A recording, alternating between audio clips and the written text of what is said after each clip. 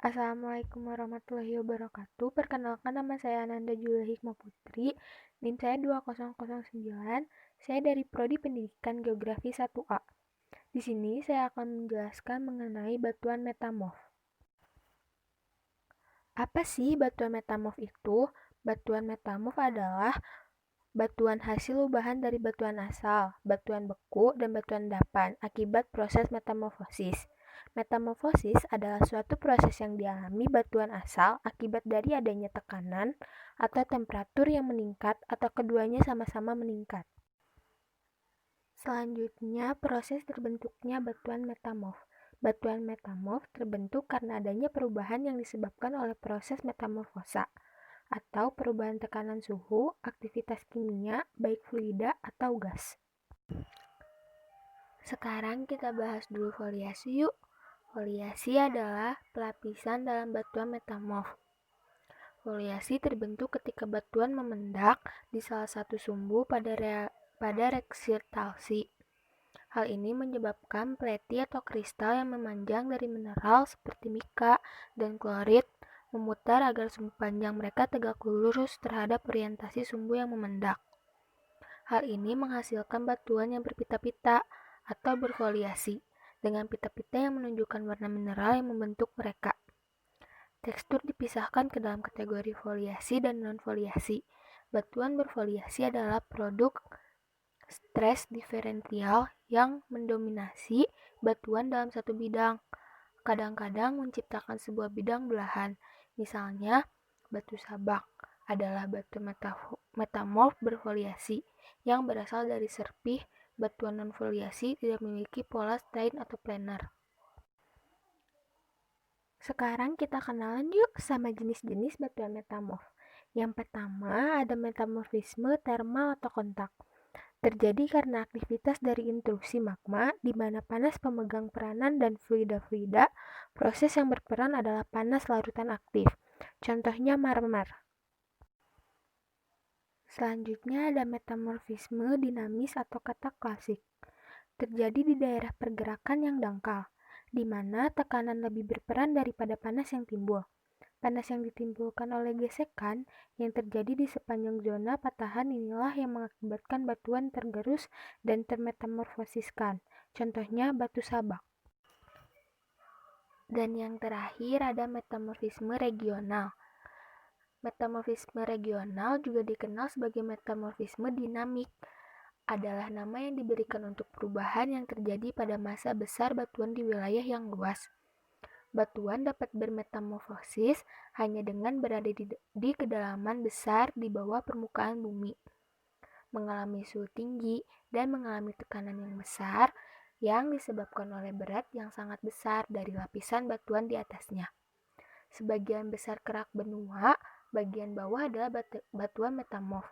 Selain itu juga ada intrusi batuan beku yang baru terbentuk.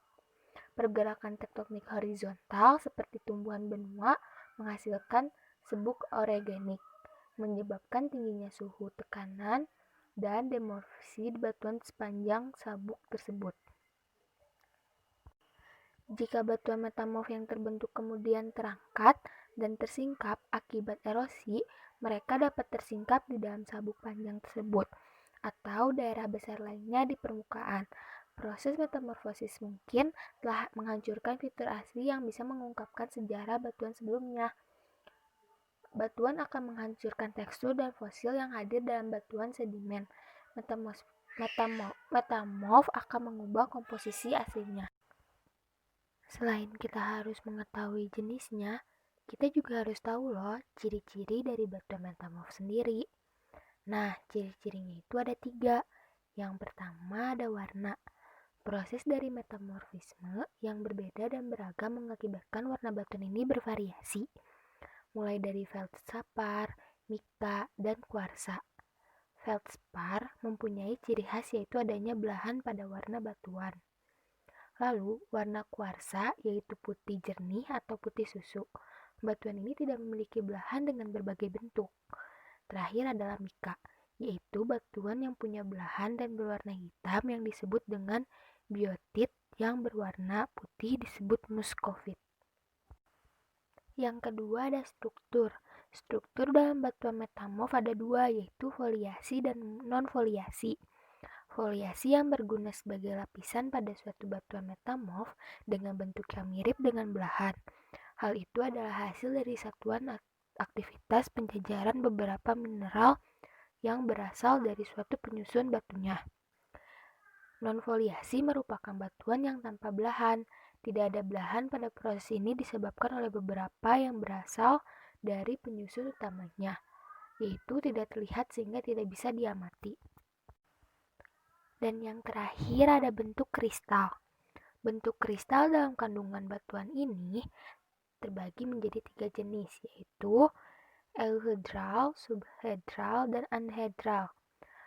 Euhedral adalah kristal sempurna namun dibatasi dengan tegas, jelas, dan teratur oleh bidang kristal yang ideal. Bentuk kristal ini adalah yang paling baik di antara ketiga jenis yang ada. Kedua adalah subhedral. Definisi subhedral adalah kandungan batuan yang memiliki sifat kristal terbatasi dengan tidak jelas dan sebagian tidak teratur oleh bidang kristal yang ada. Dan yang terakhir ada anhedral. Anhedral adalah kristal yang dibatasi oleh bidang kristal dengan sifat tidak teratur. Nah, di sini ada beberapa contoh batuan metamorf. Bisa dilihat di sini ada sales, latte, pilites, kisis, dan genesis. Ada beberapa faktor yang mempengaruhi proses metamorfisme loh. Yang pertama ada suhu. Apabila batuan dipanaskan dalam suhu tertentu akan membentuk mineral-mineral baru yang akan menghasilkan batuan metamorf. Dengan demikian, suhu semakin tinggi dapat terjadi pada batuan yang berada di dalam bumi. Suhu dapat meningkat karena adanya intrusi batuan. Selanjutnya ada tekanan. Tekanan tinggi berasal dari adanya endapan-endapan yang sangat tebal di atasnya. Tekanan terjadi jika ada pelipatan dan geseran pada waktu terjadinya pembentukan pegunungan.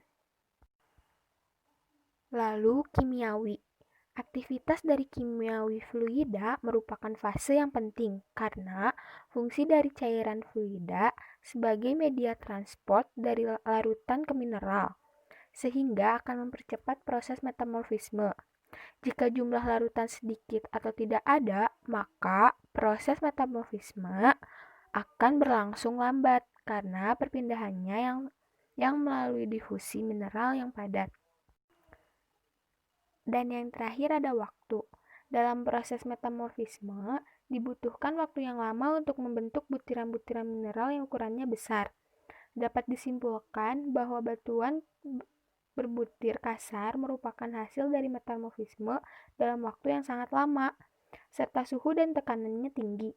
Sebaliknya, jika berbutir halus merupakan hasil dari waktu yang pendek, serta suhu dan tekanannya rendah. Dan pembahasan terakhir kita yaitu struktur batuan metamorf.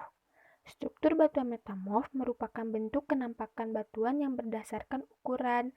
Secara umum, struktur batuan metamorf dibagi menjadi dua kelompok besar, yaitu struktur foliasi dilihat dari adanya mineral-mineral penyusun dalam batuan metamorf.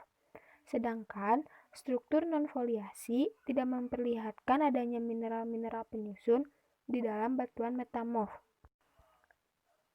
Sekian penjelasan dari saya mengenai struktur batuan metamorf. Semoga bermanfaat. Mohon maaf bila ada kesalahan. Wassalamualaikum warahmatullahi wabarakatuh.